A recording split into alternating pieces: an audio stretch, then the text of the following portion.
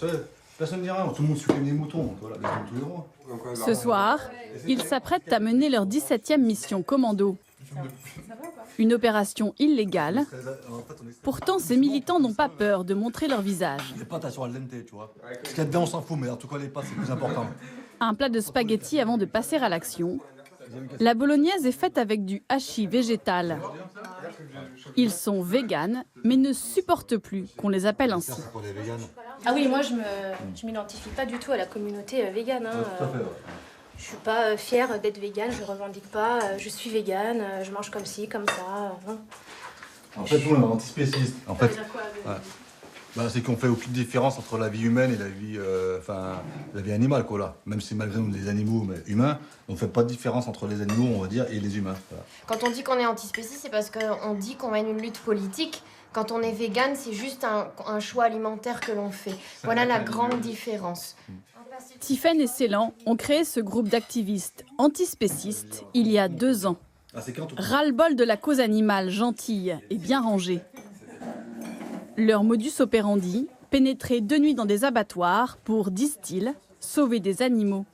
Des actions qui s'apparentent à du vol de bestiaux. C'est quoi ça? C'est pour cacher les plaques d'immatriculation le temps de l'action. Ce soir, vous savez ce que vous risquez?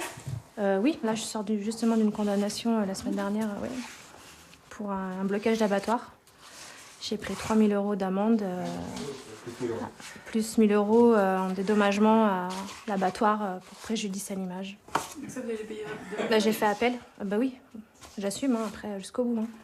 Je vais pas les payer tout de suite comme ça, mais si je dois payer, je payerai un petit peu tous les mois et puis je continuerai les actions. En France, on peut s'arrêter. Une fois que les Ils sont juristes, guides conférenciers ou infirmières, prêts à tous les sacrifices pour leur cause.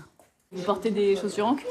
Alors non, c'est des Doc Martens vegan. Donc elles sont, voilà, c'est pas du cuir, hein, c'est des matières synthétiques. C'est parti.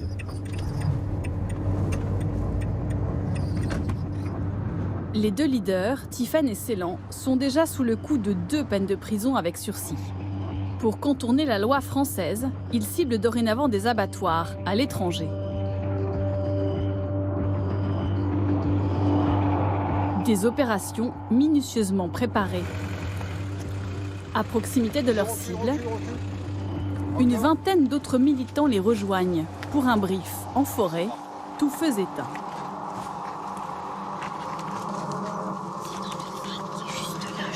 Bonsoir tout le monde, on va juste répéter un petit peu le déroulement de l'action comme on fait d'habitude. L'avantage de cet abattoir-là, c'est qu'il n'y a aucun obstacle. Une fois qu'on arrive sur place, tout le monde descend de la voiture. Hein. Voilà, ça va durer à peine 3 minutes, donc de toute façon vous laissez la voiture ouverte, ça pose pas de soucis. Une fois que vous avez vos animaux, vous savez, vous retournez à la voiture, vous chargez, vous montez dans la voiture, vous attendez votre conducteur et vous partez. On ne s'attend pas et vous allez le plus vite possible de l'autre côté de la frontière. Le commissariat de police, il n'est pas bien loin, donc il doit être environ à 8 minutes. Donc raison de plus d'être vraiment opérationnel et on fait les choses vite et bien et puis c'est bon. Hein. Et on repart tranquille, hein. Et puis c'est tout. Hein. Vos plaques, c'est OK? Oui. Tous? Oui. Eh ben nickel. C'est bon? Cette nuit, ils visent un abattoir de volailles au milieu d'une zone industrielle. Allez, Dans ces cages, des poulets qui seront tués dans quelques heures. allez, vite, vite, vite, vite. Les activistes veulent en sauver 80 de l'abattage.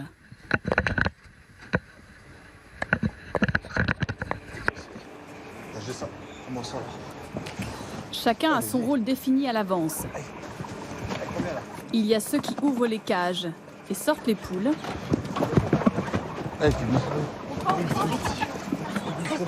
Et ceux qui portent les cartons vers les voitures.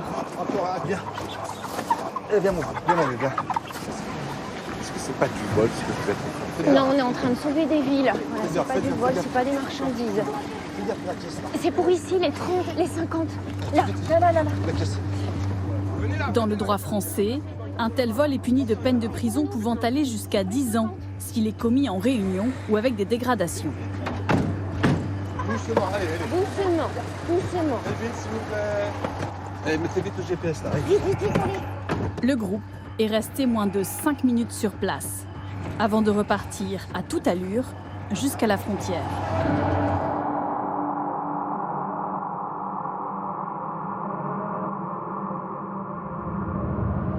Une fois que vous avez franchi la frontière, en fait, vous êtes soulagé, c'est ça? Oui. Oui, parce que voilà, on va pas se mentir. C'est sûr que même si l'alerte est donnée, bon, voilà, ça reste pour les autorités hein, que des poules. Donc bien évidemment, ils vont pas non plus déployer un énorme dispositif de sécurité, mais il n'empêche qu'ils peuvent voilà, chercher à nous arrêter avant qu'on ait quitté le pays. Donc c'est important pour nous voilà, de passer tout simplement la frontière pour être quand même un petit peu plus en sécurité et pouvoir mieux disposer aussi les animaux dans la voiture, que le trajet soit pas trop pénible pour eux. Bah, à l'époque, c'était là, tu vois, la frontière. C'était ici. Là, théoriquement, enfin, on risque plus rien, voilà. Enfin, il risque plus rien. De retour en France, les poulets seront répartis dans différents refuges, où ils pourront vivre au grand air et mourir de leur belle mort. Nous ne verrons pas ces lieux, car ceux qui recueillent ces animaux risquent des poursuites pour recel de vol.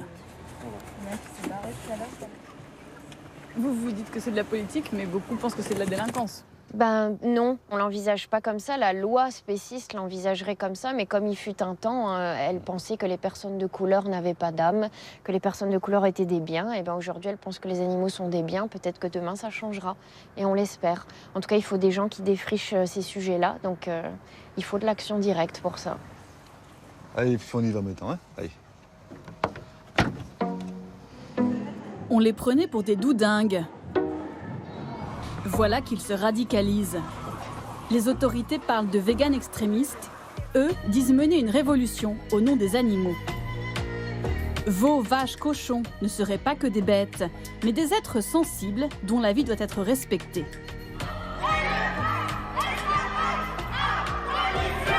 À coup d'opération commando, suspension de séance, s'il vous plaît. L'antispécisme est en train de faire irruption sur la scène médiatique. Et là, un gros tag en rouge, écrit non au spécisme. Vous n'avez rien à foutre devant ma boutique, là, d'accord? Alors barrez-vous avec votre bordel. Barrez-vous avec votre bordel, ça va mal finir.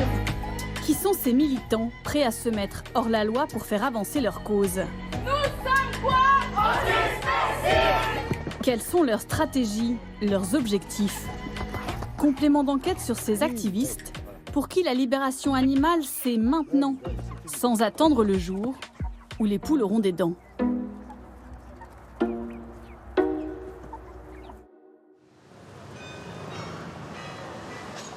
Dans le nord, la ville de Lille est devenue l'épicentre de cette crispation animaliste.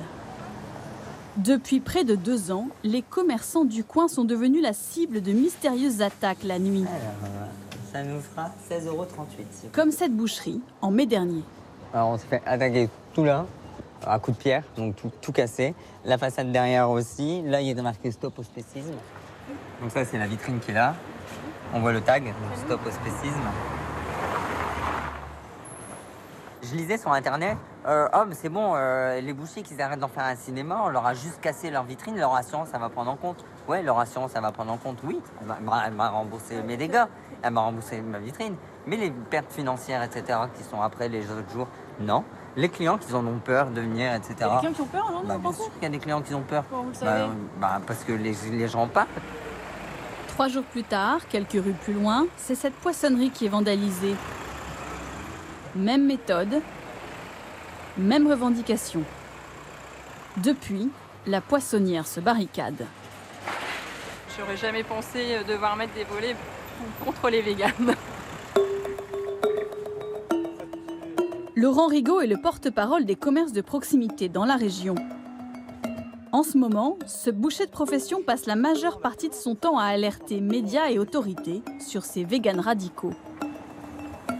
Moi, j'ai trouvé la responsable en pleurs. Il fallait expliquer aux apprentis quand ils arrivaient de ce qui se passait. Enfin, il faut le vivre. Hein. Quelques mois après, on peut en parler comme ça. Mais sur le coup, on avait un nœud au ventre. Hein. On avait un nœud au ventre, hein, je vous assure. Pour lui, l'enjeu va bien au-delà de quelques carreaux cassés. C'est un bonjour. Bonjour. Très bien. Ce jeune restaurateur, spécialisé en burgers de canard, a lui aussi été attaqué en juin. Il a pu capter une image de ses agresseurs. Donc là, vous voyez, il y a des... Ils sont en train de casser, c'est une caméra qui est dans le restaurant. Ils sont combien de personnes? Ils sont 2. Ça dure combien de temps? 10 secondes. C'est assez rapide de casser une vitrine. C'est un tout petit groupe qui crée la psychose, mais la profession prend cette menace très au sérieux. Ils veulent nous voir disparaître et ils ne s'arrêtent pas au boucher. Ce n'est pas le bien-être animal qui les intéresse. C'est voilà, un pan de l'économie qui a toujours existé. Et eux, ils disent, bien, nous, on estime qu'il faut les rayer de la carte. Et donc, l'économie agricole, les éleveurs, la production agricole, les artisans, les commerçants de proximité, tout ça, on raye. Allez, bon courage. Laurent Rigaud a dénombré 16 attaques en 16 mois dans la métropole lilloise. Il a alerté le préfet, le dossier est monté jusqu'au ministre de l'Intérieur, mais la police a bien du mal à dénicher les coupables. La nuit, tous les chats sont gris.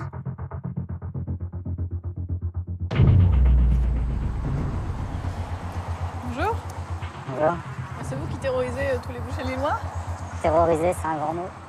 L'un d'entre eux a accepté de nous rencontrer, avec d'infinies précautions pour protéger son anonymat. S'il réalise cette interview, c'est parce qu'il ne veut pas être considéré comme un délinquant, mais comme un activiste politique. On demande à ce que les animaux ne soient plus utilisés comme des ressources. On veut que l'État qui gère tout ce système repense la chose. On veut l'amener à réfléchir à ce sujet-là et on montre qu'on peut aller jusque-là pour qu'il le fasse. Donc en fait, vous vous adressez plus à l'État qu'au boucher? On s'adresse effectivement plus à l'État qu'au boucher. Le boucher, malheureusement, se sent attaqué personnellement. Et il l'est. Il fait partie de nos cibles. C'est pas la seule cible, c'est un symbole, mais c'est aussi un ennemi. C'est-à-dire que c'est un commerce qui profite de la mort d'animaux pour gagner de l'argent. Est-ce que vous vous posez des limites? Il n'y a pas vraiment de limite, non. Mais évidemment, on ne s'attaquerait jamais à un individu. Donc les bouchers n'ont rien à craindre de notre part. Ce qui est visé, c'est le matériel aujourd'hui.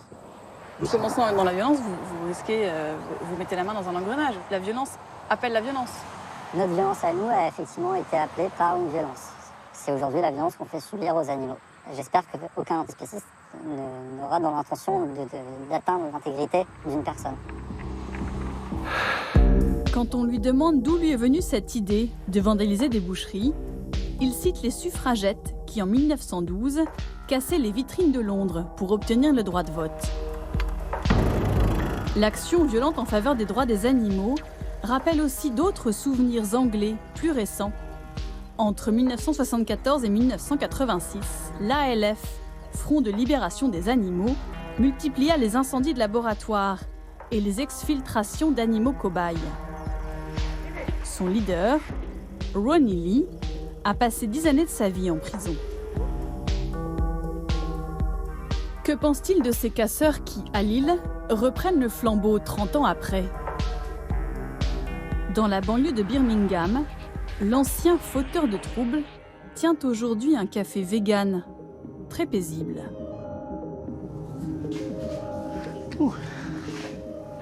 Vous avez entendu parler de ces événements en France? Ah oui, ces gens-là, je vois. Oui, j'en ai entendu parler. Vous savez, ici, il y a eu beaucoup d'actions de ce type. Mais aujourd'hui, en Angleterre, on utilise d'autres méthodes pour combattre le spécisme. Vous voulez dire que vous avez renoncé à l'action directe? Oui. En fait, je ne dirais pas que je suis opposé à ce mode d'action. Je pense même que l'action directe a permis d'éviter beaucoup de souffrances animales à l'époque. Mais maintenant, j'en suis sûr, la meilleure méthode pour sauver les animaux, c'est d'éduquer les gens pour qu'ils deviennent véganes. Parce que vous pouvez toujours forcer une boucherie à fermer. Ça ne sauve aucun animal. Les clients iront dans une autre boucherie ou au supermarché. Aujourd'hui, cet ancien radical est doux comme un agneau, préférant les dégustations de tofu aux actions coup de poing. En France, au contraire, des dizaines de militants véganes sont en train de prendre le chemin inverse. Mais quelle mouche les a piqués? À Lille, au mois d'août dernier, sur le campus de la fac, des taggeurs antispécistes ont été arrêtés en pleine nuit. Parmi eux, Annick, 54 ans, retraitée de la fonction publique, qui jusqu'ici passait ses dimanches à tracter gentiment pour le droit des animaux. Le pochoir est là, donc on le maintient parce que c'est grand, donc c'est un seul pochoir, donc on met du scotch et puis avec une bombe on comble le vide des lettres. On descotche et au revoir. Ça prend combien de temps? Peu de temps, 30 secondes. Vous étiez du genre tagueur quand vous étiez jeune? Jamais. J'ai jamais tagué quoi que ce soit, mais pour les animaux, je trouve qu'il y a urgence. Pour elle, le déclic, ce fut le débat sur la loi alimentation en février dernier, dont elle attendait beaucoup plus. Par mon âge, c'est vrai que c'est peut-être étonnant d'en arriver là, jamais tagué. Mais bon, cette histoire d'amendements qui ont tous été rejetés, moi, ça m'a fait monter la moutarde m'a monté au nez. Interdiction de la castration à vif des porcs, bannissement du broyage des poussins ou contrôle vidéo dans les abattoirs. La loi promettait des avancées très attendues dans le milieu vegan, mais les députés ont finalement voté contre. Il manque le U, le I. Voilà, j'ai pas eu le temps d'aller de reproduire tout le message. Vous savez, Annick, que ça, c'est interdit. J'ai un peu de mal à comprendre pourquoi là, il y a vraiment quelque chose qui est si grave, même si c'est pas légal, je reconnais, et pourquoi on continue à faire souffrir et à exploiter autant d'êtres vivants. Voilà. Pour ces tags, Annick va devoir réaliser 35 heures de travaux d'intérêt général. Elle dit ne rien regretter. Mais le message passe-t-il auprès du grand public? Alizée, 25 ans, est animatrice en centre de loisirs le jour.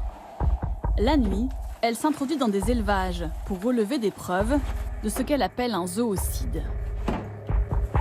Alizée et Vincent ont récupéré ce bébé porc dans une poubelle.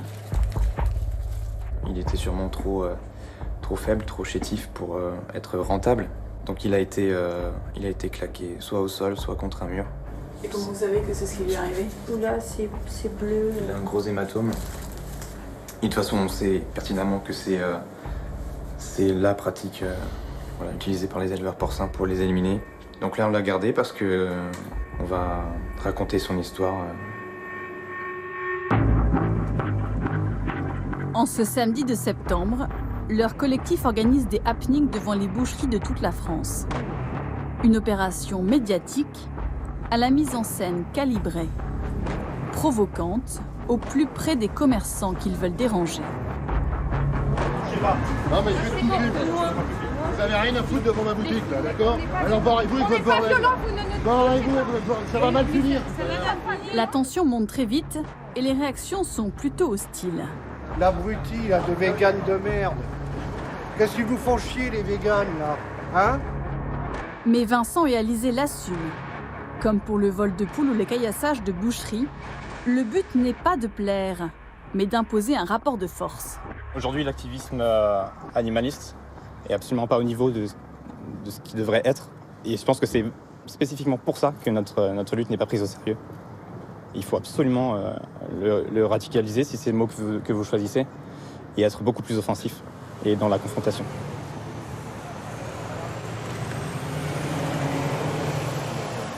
Loin des boucheries et des abattoirs, quelque part en France, les antispécistes créent des zones libres pour les animaux. Ici, des cochons, des vaches, des chèvres ont trouvé refuge. Il s'agit de Sacha, c'est un petit, il est plus si petit que ça. Il est arrivé au refuge Chevreau et il était destiné à la boucherie. Tiphaine et Ceylan, les leaders de 269 Libération Animale, appellent ce lieu leur sanctuaire. Un avant-goût de la société qu'ils aimeraient créer. Alors ici, il y a la jolie et déjà âgée, Sakiné qui vient d'un élevage laitier. On a Rambo qui est sorti d'un élevage de veaux en fait pour l'engraissement. À quoi ça vous sert de les garder, de les élever ces animaux?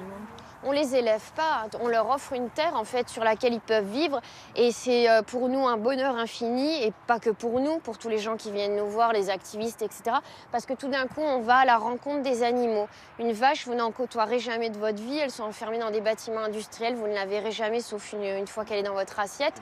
Ici, voilà, c'est pas des steaks sur pattes, c'est des individus. L'antispécisme, c'est ça aussi, c'est aller vers un projet de société plus égalitaire. Ça découle découvre une toute autre relation à l'autre. Vous apprenez avec les animaux comment vous allez vous comporter avec l'autre quand il est différent. On va attendre que l'avion passe. Il y a un avion. Un rêve un peu fou. Oui. Mais Tiffen est brusquement rattrapée par la réalité. Avec nous, forcément, voilà. Il arrive effectivement qu'on ait des petites visites de la police ou de la gendarmerie qui se mettent en planque. Je crois que c'est un hélicoptère, je vois pas très bien. Je sais pas ce que c'est, la gendarmerie, c'est lent. Un hélicoptère de la gendarmerie vient stationner quelques instants près du champ. Est-il là pour porter secours à un véhicule sur la route qui passe derrière? C'est l'autoroute, je pense, oui. Ou bien venu pour jeter un œil au sanctuaire? Oui, après, voilà, il faut pas... Par contre, on a eu... Brusquement, il fait demi-tour. Il repart, oui, c'est bizarre.